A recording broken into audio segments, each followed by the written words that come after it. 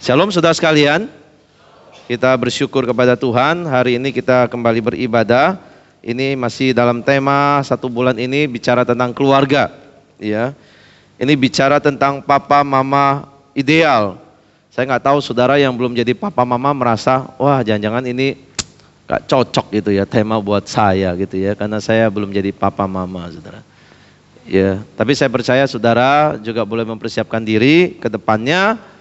Barangkali saudara juga jadi orang tua gitu ya. Nah, tema hari ini papa mama ideal ini membuat bertanya-tanya sebenarnya. Ada pertanyaan yang muncul waktu saya pikir tema ini. Apakah saya sudah jadi orang tua yang ideal gitu? Nah, yang di sini nih orang tua nih yang jadi bapak, jadi ibu. Saudara ngerasa saudara ini kira-kira sudah cukup ideal enggak? Jadi orang tua, jadi papa, jadi mama. Yang cukup pede boleh jawab ya. Gimana, ada yang mau jawab nggak? Oh saya udah jadi orang tua yang ideal. Ukurannya apa ya kira-kira ya? Ya berat ya kayaknya ya. Itu. Nah saudara, ideal itu apa dulu? Ayo. Ideal itu sesuatu yang sangat sesuai dengan yang dicita-citakan, kira-kira gitu. Sesuai dengan yang diangan-angankan, sesuai yang diinginkan. Itu kan ideal kan? Oh ini ideal ya, kalau cewek ideal, pasangan ideal, ini yang sesuai saya inginkan gitu. Sesuai dengan yang saya nanti-nantikan, yang saya harapkan. Itu kan ideal tuh. Nah cuma pertanyaannya adalah, kalau sesuai keinginan, cita-cita, angan-angan seseorang, menurut siapa sebenarnya ideal itu? Apakah menurut orang tua, dari sisi orang tua memandang, atau dari sisi anak, sebagai anak, ini orang tua gue ideal apa enggak ini? Atau saudara, idealnya itu menurut Tuhan tuh, yang memberikan peran ini sebenarnya. Jadi kita mengukurnya itu dari pandangan siapa saudara? Karena banyak orang tua, jujur pasti ingin tampak ideal di mana? Di depan anak. Bagi anak terlihat ideal gitu. Dan tapi itu barangkali bisa tidak ideal menurut Tuhan. Kenapa saudara? Karena namanya anak lahir ya dalam keadaan berdosa, bawa dosa turunan, dosa warisan gitu ya. Lahir sudah berdosa. Lah dia kan pasti hidupnya ego saudara. Salah satu cirinya kan itu, sangat egois. Kalau bisa dia memilih, dia pengen papa mama yang baik. Artinya apa? Papa mama yang gak pernah marah. Gak pernah marah. Gak boleh marah-marah di rumah. Nah kita marah-marah terus misalnya. Nah udah gak ideal menurut mereka. Gitu ya. Lalu ego anak apa? Kalau dia mau apapun orang tua kabulkan. Nah itu mungkin menurut dia ideal tuh kayak gitu. Nah saudara, kalau dia mau HP, saudara kasih gak gitu loh. Masih anak TK. Ya dulu kita dapat HP-nya udah kuliah baru dapat. Sekarang anak SD, bahkan anak TK sudah punya tab. Ya kan? Nah, dia mau ini kasih. Dia mau motor nanti ya kasih. Dia udah gede lagi minta mobil kasih. Pokoknya semua dikasih. Apakah itu ukuran ideal saudara? Ya. Nah saudara sekalian, kalau kita lihat dalam pola seorang tua ya, parenting salah satunya, itu banyak tipe orang tua yang macam. Ada yang permisif, artinya serba boleh. Yang kayak tadi tuh ya, anak jadi dimanjakan, semua boleh. Bahkan kalau salah pun dibela, bapaknya yang maju. Nah gitu loh. Gak boleh nyentuh anaknya. Nyentuh anaknya salah nggak salah, bapaknya maju belain meskipun anaknya salah. Gak ada dikasih kebebasan tapi nggak ada batasan. Ada orang tua kayak gini saudara. Ya sudah cek di sosial media tuh ada tuh anaknya salah, bapaknya yang maju, dibela meskipun salah. Ya, apakah ini ideal saudara? Lalu ada tipe lagi yang otoriter. Ya, otoriter itu ya dengan keras. Ya bahkan aturan ketat di rumah, semua harus patuh, nggak boleh ada pertanyaan why, semua harus taat pokoknya, ketat. Nggak ada ruang diskusi buat anak ngobrol, diskusi nggak ada. Pokoknya ini aturan, kamu taat. Nah, saudara mungkin juga lihat orang tua seperti ini ada. Ya. Ada lagi tipe yang orang tua yang mengabaikan. Ya. Abaikan, dia nggak peduli hidup anaknya. Mau bagus, mau sukses, mau nggak peduli. Gitu. Ya mau salah, mau benar, dia juga nggak terlalu peduli lah. Gitu. Pokoknya saya cari duit aja. Kamu ya hidupmu baik-baik aja yang penting. Dia nggak ada intervensi di dalam hidup anaknya, dalam arti ngebimbing gitu, nggak ada. Ya, nggak ada perhatian, nggak ada kepedulian di situ, saudara. Saya nggak tahu kalau saudara jadi orang tua nih, kira-kira lebih kemana nih dari tipe-tipe ini. Dan pertanyaannya adalah, apakah tipe-tipe ini sudah ideal, saudara? Ya, karena ini ada nih di dalam dunia kebapaan, keibuan orang tua ini ada, saudara. Dan apakah ini ideal, saudara? Di mata Tuhan nih, ini ideal nggak? Nah, saudara, kita yang harus pikirkan bagaimana kehendak Tuhan sebenarnya. Ideal seperti Tuhan itu apa? Kalau ini nggak ideal, karena satu memanjakan itu nggak, kita anggap nggak bagus. Otoriter terlalu keras itu juga kita anggap nggak bagus. Mengabaikan itu juga nggak bagus. Lalu yang bagusnya gimana? Yang idealnya itu gimana menurut Tuhan? Nah, saudara sekalian, apa sebenarnya peran ideal yang Tuhan berikan buat orang tua sebagai papa mama? Ya, yang jadi anak hari ini anak-anak muda, dewasa juga banyak. Kamu ngerasa orang tuamu ideal belum? Apakah mereka menjalankan apa yang ideal di mata Tuhan? Seperti apa? Ya. Nah, saudara, di dalam firman Tuhan, ya, saya hanya mengangkat poin-poin yang sederhana. Yang pertama, saudara, soal didiklah anak dengan penuh kasih. Kasih itu ukurannya, saudara. Ya, di dalam Efesus pasal yang ke-6 ayat 4 dikatakan, dan kamu bapak-bapak janganlah bangkitkan amarah di dalam hati anak-anakmu, tetapi didiklah mereka di dalam ajaran dan nasihat Tuhan. Nah, salah satu tanggung jawab ayah, orang tua yang ideal di sini adalah menjauhkan hal-hal yang negatif dalam hal mendidik. Yaitu apa?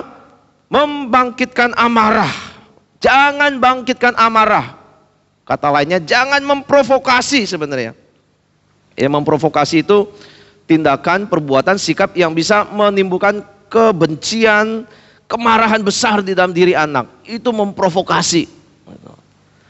Dalam konteks di zaman Romawi, Yunani kuno, ayah itu pendisiplin. Nah, termasuk budaya kita lah ya.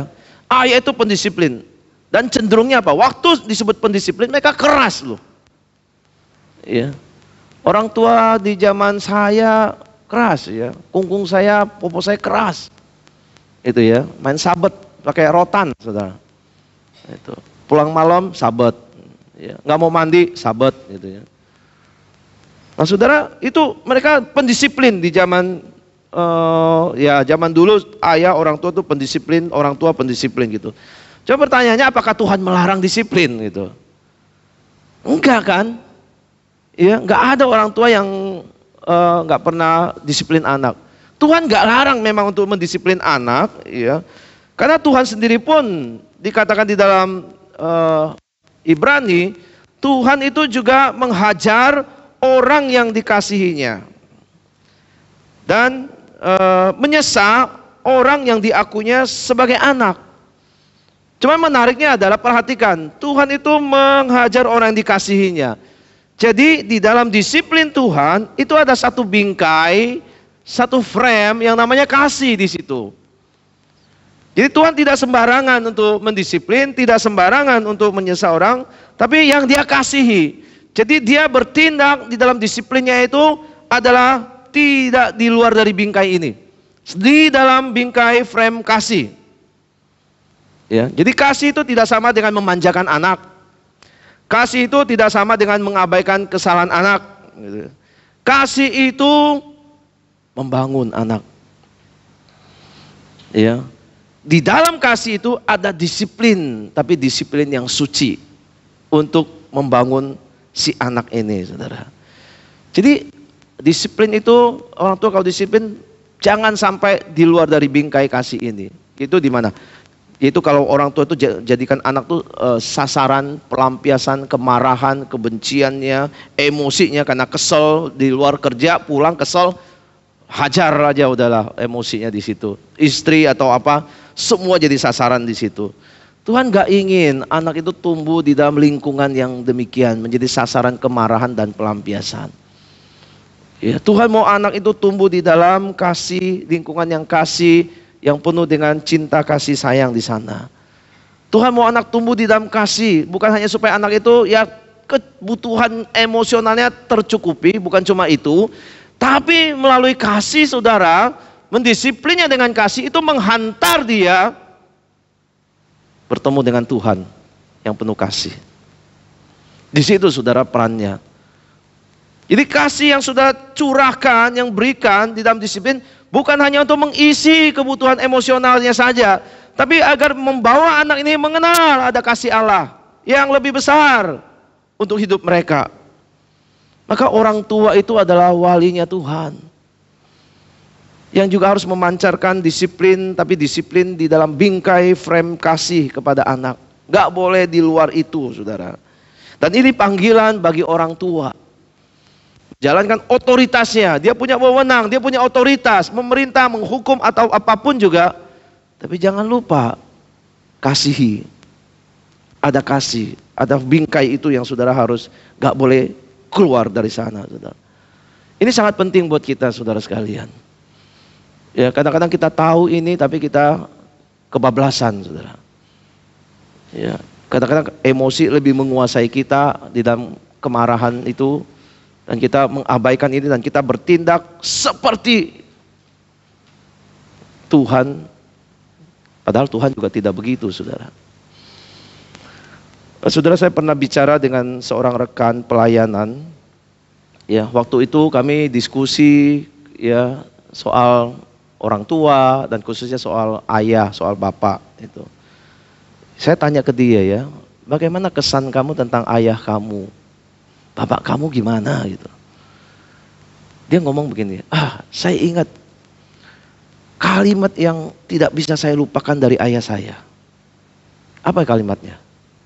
Gini, papanya ngomong gini, untuk apa saya turun dari kapal hanya untuk bicara ngobrol sama kamu? Papanya ini bekerja di kapal, saudara. Yang kadang-kadang memang berlayar itu bisa lama nggak pulang. Dan anak kan di rumah sudah tahu bapaknya lama nggak pulang, begitu pulang cari bapaknya pengen ngobrol. Ya. Tetapi waktu ketemu bapaknya dengan nada yang seperti itu, kasar, agak membentak, agak marah gitu ya. Untuk apa saya ngobrol sama kamu? Turun dari kapal hanya untuk ngobrol kamu. Sana. Oh saudara, dia bilang begini, setiap kali orang tanya soal papa saya, kalimat ini itu muncul list pertama di otaknya, yang keluar, yang dia bisa ingat, nggak dia lupakan sampai hari ini. Wah, dia mengatakan saya sakit hati dengan kalimat seperti itu. Ya, sakit hati. Sudah Tuhan bilang jangan bangkitkan amarah, kebencian di dalam hati anak. Anak gak mungkin benci orang tua kalau bukan orang tua yang membangkitkan itu. Anak gak mungkin. Jadi perlakuan kasar orang tua yang melampiaskan emosi kepada anak, itu bisa menjadi sakit hati, menimbulkan sakit hati di dalam diri si anak saudara. Ya, padahal Tuhan katakan jangan sakiti hati anakmu. Jangan. Nah, saudara sebagai orang tua yang sudah berpengalaman, saudara pernah nggak kata atau sikap saudara menyakiti hati anakmu yang sampai hari ini dia nggak bisa lupa? Ada nggak? Ya, coba pikirkan saudara. Waktu saudara marah, apakah saudara sampai menyakiti atau saudara marah memang karena saudara mengasihi dia? Beda loh saudara. Saudara marah di dalam kerangka kasih, dengan saudara marah karena saudara kesel banget, emosi banget, gak bisa dikontrol lagi, itu beda. Sangat beda, saudara. Saudara, hati itu pusat kehidupan seseorang. Kalau hati itu terluka, gak mudah disembuhkan. Orang yang dengan luka hati, sudah bayangkan bagaimana dia menjalani hidupnya ke depan, saudara. Pasti banyak kepahitan di dalamnya, saudara. Itu sudah merusak masa depannya. Saudara, kasih itu kebutuhan mendasar emosional si anak. Anak itu butuh kasih sayang. Bahkan lebih utama, saudara, daripada kebutuhan yang lain. Ya. Ada dosen bilang, kurang makan gak apa-apa, paling kurus dikit. Tapi kurang kasih sayang, itu bisa menjerumuskan dia ke jalan yang salah, saudara. Kalau dia tidak dapat kasih sayang di rumah, dia cari di tempat lain. Kalau cari di tempat yang salah, dia jatuh ke dalam hal yang menghancurkan dia. Saudara, jangan mengabaikan soal prinsip ini di dalam keluarga. Kalau saudara menjadi orang mau jadi orang tua yang ideal menurut Tuhan, saudara harus pegang prinsip ini. Bagaimana mendidik itu di dalam kasih. Seperti Allah yang juga mendidik di dalam kasih. Allah yang penuh kasih. Jangan ikutin mood saudara, ya. Jangan terpancing dengan emosi saudara. Saudara harus sabar di situ. Tahan dan ingat firman Tuhan ini. Ya. Mendidiknya dengan penuh kasih. Ingat, anak itu dipercayakan Tuhan buat kita. Dia bukan milik kita sepenuhnya. Dia hanya Tuhan taruh di dalam rumah kita, di bawah otoritas kita untuk kita didik. Nanti besar, dia sudah pergi dari rumah, dia menjadi milik Tuhan yang nanti juga melayani dan membangun keluarga. Jadi jangan ikutin cara saudara yang emosional, ya. Tapi ikutin cara Tuhan yang penuh kasih di dalam mendidik anak. Ini yang pertama, saudara. Ya, orang tua yang ideal itu punya kasih yang tulus kepada anaknya. Yang kedua, saudara, yaitu soal mendidik anak dalam ajaran yang benar. Ya. Nah, ajaran benar ini seperti apa, saudara? Ya. Apakah menurut tradisi kita turun-temurun, kita kan mewarisi, setiap orang tuh mewarisi cara pengasuhan dari orang tuanya. Dari dulu turun sampai sekarang. Apakah itu yang benar, saudara? Misalnya ya, kita diajarin, wah pokoknya orang tua dulu ngajarin, yang penting di dunia ini uang segala-galanya. Nah ini kan ajaran. Ya, filosofinya ada di situ. Uang segala-galanya, maka cari uang sebanyak-banyaknya. Wah ini kan orang tua didik kita kadang begitu ya. Kamu sekolah yang pinter, udah pinter lulus, cari kerja, cuan yang banyak. Gitu. Ya, sudah nggak sadar kadang-kadang kita juga menekankan itu pada anak. Kamu ini ya, sekolah yang pinter ya, nanti cari duit, jadi orang kaya. Saudara, apakah itu sepenuhnya benar? Mungkin benar, tapi apakah sepenuhnya benar? Ya. Itu kan yang kita terima, saudara, ajaran seperti itu. Lalu atau kita mengikuti zaman ini, sudah tren-tren atau perubahan-perubahan zaman yang mengajarkan filosofi cara termasuk akhirnya masuk dalam pola mengasuh anak di keluarga. Zaman yang mengajarkan kita semua serba cepat, semua harus instan. Proses gak penting, pokoknya hasil. Gitu kan. Wah saudara, kadang-kadang kita kan jadi pragmatis banget. Yang penting hasilnya, prosesnya mau berantakan, mau amburadul, mau gak benar, gak peduli. Pokoknya kamu hasilnya benar. Sudah itu kan juga cara mendidik dari zaman ini yang serba semua pengen cepat, semua pengen terlihat instan, tapi mengabaikan banyak prinsip yang lain. Apa ini sepenuhnya benar, saudara? Dalam termasuk juga waktu mendidik anak, saudara. Sudah semua itu kan sangat subjektif dan sangat relatif sifatnya. Ya. Tetapi yang mutlak benar itu adalah ajaran Tuhan. Satu-satunya yang mutlak dan tidak pernah berubah. Itu adalah ajaran Tuhan, saudara. Ya. Maka ayat yang tadi ya di bagian B-nya, saudara, didiklah mereka dalam ajaran dan nasihat Tuhan. Ya. Atau dengan kata lain, besarkan mereka di dalam ajaran dan nasihat Tuhan. Jadi besarkan mereka itu seperti kayak orang yang begitu sabar menanam, lalu tumbuh, dipelihara, dicukupkan segala nutrisinya, lalu diberikan yang terbaik, ya dengan prinsip-prinsip menanam yang baik, diikuti sampai ini nanti bisa tumbuh dan berbuah, saudara. Nah, mendidik anak itu seperti itu, saudara. Orang tua bukan hanya pencari nafkah, memberikan kebutuhan jasmani, tapi juga adalah pemimpin rohani di dalam keluarga. Itu orang tua. Dia menjadi guru moral, karakter, dan guru pertama di rumah yang mendidik anaknya di dalam ajaran dan nasihat Tuhan ini. Dengan kata lain, orang tua nggak boleh mengabaikan memuridkan anaknya, ya, bagi Tuhan. Pemuridan itu dikerjakan di dalam keluarga, saudara, sesuai dengan prinsip-prinsip Tuhan ini. Di dalam Amsal juga dikatakan, didiklah orang muda. Ya, orang muda itu anak, saudara. Ya, terjemahan Inggrisnya itu anak. Didiklah orang muda menurut jalan yang patut baginya. Maka pada masa tuanya pun ia tidak akan menyimpang daripada jalan itu. Jalan yang patut baginya. Jalan yang sesuai kebenaran. Ya, jalan yang memang patut membawa dia ke depan di dalam terang di masa depan ini. Orang memahami jalan ini adalah jalan kebenaran dan hikmat. Ya. Nah, ini saudara penting bagi kita. Jalan yang patut baginya. Walaupun orang tua sibuk, jangan lupa saudara, mendidik anak di dalam jalan yang Tuhan tetapkan yang patut baginya, saudara. Ya.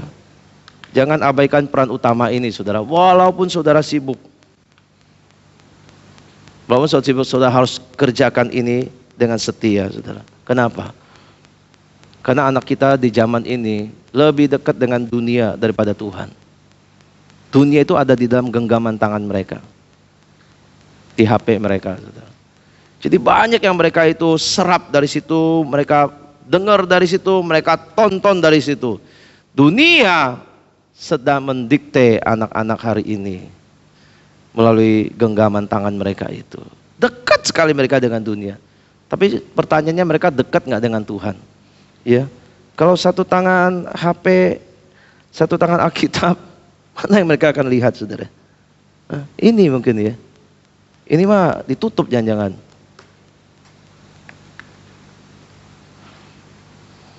Kemarin Lau Setio tuh ngomong satu kalimat waktu persekutuan guru. Anak itu peniru yang baik. Setuju nggak? Tetapi penafsir yang buruk. Artinya apa? Anak itu bisa tiru apa saja tapi tanpa dia pikirin itu tafsiran. Dia nggak pikir itu baik apa benar, dia nggak pernah menafsirkan itu. Pokoknya dia serap aja. Dia tiru aja. Baik nggak baik dia tiru. Dia nggak pusing soal benar nggak benar.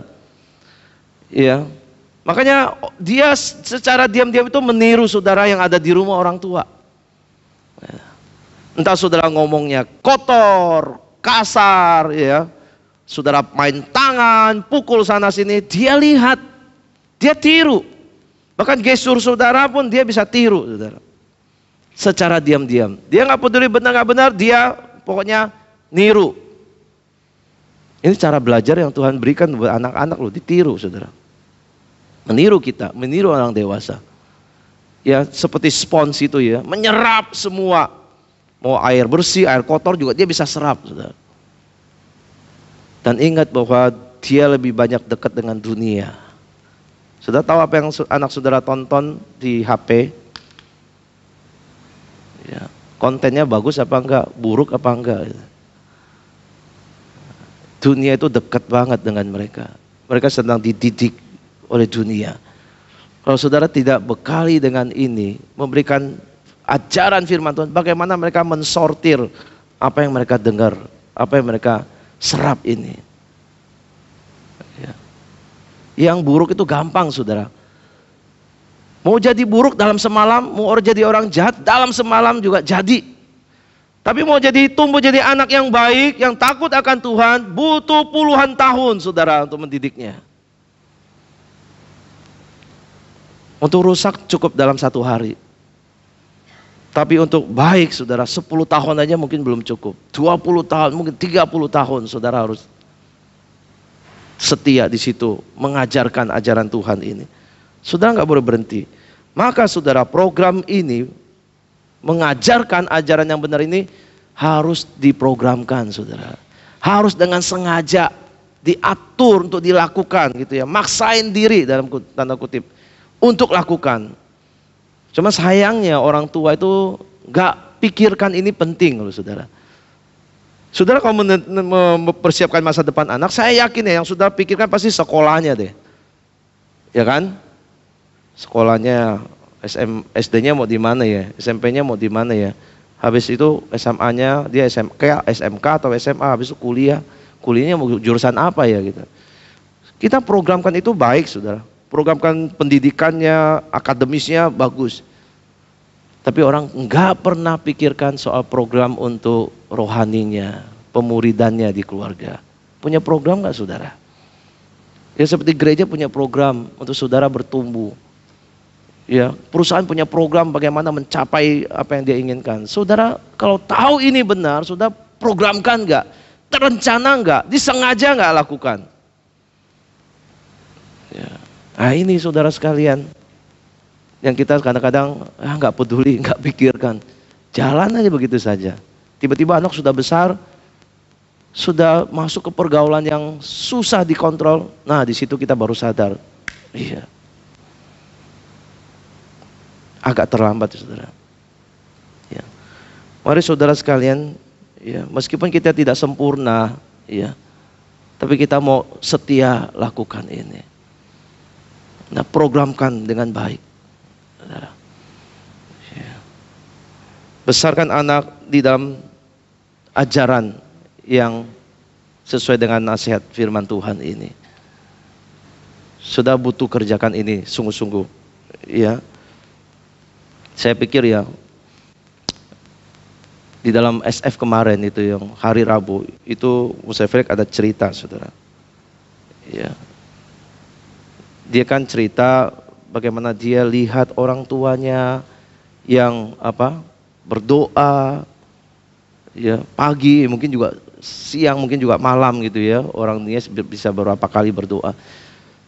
Tekun ya, bahkan antar dia ke gereja. Jadi dia lihat tuh papanya ke gereja, papanya berdoa. Dari situ saudara, teladan itu menumbuhkan iman. Ya, khotbah kemarin tentang warisan ya. Warisan itu membekali dia. Nah dengan warisan iman itu dia bertumbuh dalam iman dan akhirnya melayani Tuhan. Melayani Tuhan. Meskipun orang tua nggak ada yang sempurna betul. Tapi hal baik yang terus dilakukan itu dilihat anak, dicontoh, ditiru oleh anak. Ya. Maka permisi tanya saudara, di rumah banyakkan saudara memberikan hal yang positif apa negatif gitu. Ya. Terus yang positif itu benar-benar benar atau saudara tidak sepenuhnya benar. Tapi kalau saudara pegang prinsip firman Tuhan dan ajarkan itu, ini pasti sudah benar. Ya. Nah anak itu melihat contoh, meniru itu ada contohnya saudara. Ya. Maka saudara di rumah jadilah contoh yang terbaik. Ya kalau saudara mau pimpin jalan, mau menggembalakan anak, itu saudara berjalannya di depan supaya anak bisa lihat. Teladan yang di depan itu dia lihat, yang terbaik sudah hadirkan. Ya, itu dia lihat. Itu cara satu-satunya saudara untuk memberikan satu dampak. Maka programkan diri saudara ini jadi contoh yang baik. Program dalam keluarga saudara itu firman bisa hadir. Ini sangat penting. Saya nggak tahu apa yang saudara ajarkan, makanya ya di dalam waktu saudara punya waktu, masih ada anaknya kecil, masih ada waktu kumpul ngobrol, apa yang saudara bahas? Ya, kebanyakan bahasa apa saudara? Nilai sekolah. Wah sekolahnya bagus ya. Sekolahnya gimana prestasi di sekolah gitu. Ya. Oh kamu kurang ya, nilainya kurang ini, nanti kamu les lagi ya, tambahin lesnya lagi saudara. Tuntut nilai bagus, dorong dia pendidikan bagus, itu juga bagus saudara. Tapi jangan lupa hal lain. Bisa nggak nilai bagus di rapot itu membekali dia, membimbing dia di masa depan? Bisa nggak saudara? Mau nilainya 10 semua, saudara bisa jamin kalau dia menghadapi godaan seksual dia bisa bertahan karena nilai itu. Kalau dia digoda untuk masuk dalam pergaulan yang buruk, dia bisa bertahan. Bisa nggak saudara? Sudah nilai bahkan materi nggak bisa menjadi patokan untuk membimbing anak itu di masa depan, saudara. Tuhan nggak pernah katakan nilai bagus dia akan setia, nggak pernah menyimpang, nggak. Bekali dengan materi yang banyak, dia akan tetap setia dan tetap lurus dan benar, enggak. Tuhan bilang ajarkan nasihat Tuhan, maka dia tidak akan menyimpang dari jalan itu. Maka saudara sebagai orang tua, ya, atau saudara mungkin juga belum jadi orang tua, sudah mulai dengan satu program yang baik untuk diri saudara. Program pemuridan untuk diri sendiri. Bisa nggak? Program pemuridan orang tua buat anak. Ini Pak Hengki belajar pemuridan, ahli pemuridan. Ya, bahkan sudah tulis buku. Saudara kalau mau buku bahan juga sudah minta saja sama dia. Sudah programkan untuk diri saudara sebagai orang tua, untuk diri saudara sebagai orang dewasa yang ikut Tuhan. Bagaimana saya terus berjalan di dalam nasihat Tuhan, saudara. Sudah akan jadi orang tua yang ideal. Ya, karena sudah melakukan apa yang Tuhan kehendaki, yang dicita-citakan Tuhan, yang diangan-angankan Tuhan, dan yang dikehendaki Tuhan. Saudara. Ya. Sudah diskusikan, baca Alkitab, diskusikan dengan latih mereka supaya mempunyai satu prinsip, satu dasar yang nanti akan membekali hidup mereka di masa depan. Saudara. Ya, orang tua kadang tahu tapi suka tidak lakukan. Ya, tahu tapi tidak banyak dan tidak semua melakukan. Sebelum terlambat, selagi anak-anak ada di rumah kita, ya, yang jadi nai-nai, ye-ye gitu ya. Kalau orang tua sibuk, nai-nai, ye-ye ambil peran, taruh anaknya di depan. Ya, kalau dia lari-lari, tangkap dia, duduk, ayo kita baca firman Tuhan. Ajarkan storytelling Alkitab di situ, ceritakan di situ. Dia bisa serap, saudara. Jangan khawatir itu. Dia bisa serap dan itu tersimpan. Gitu. Mungkin seolah-olah nggak ada perubahan. Ingat, ini proses yang panjang. Nggak jadi dalam semalam. Ya. Tapi saudara sudah lakukan. Kalau tidak, waktunya lewat. Dia sudah keburu besar. Dia sudah tidak banyak di rumah. Ya. Jadi programkan baca Alkitab untuk diri saudara, untuk sebagai orang tua, dan juga untuk keluarga saudara. Ya, kalau saudara setia lakukan, ada kuasa Roh Kudus Tuhan bekerja untuk keluarga saudara. Ya, dan saudara akan melahirkan generasi-generasi yang memuliakan Tuhan nanti.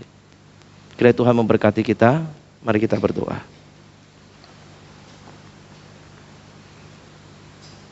Minta Pak Hengki boleh berdoa.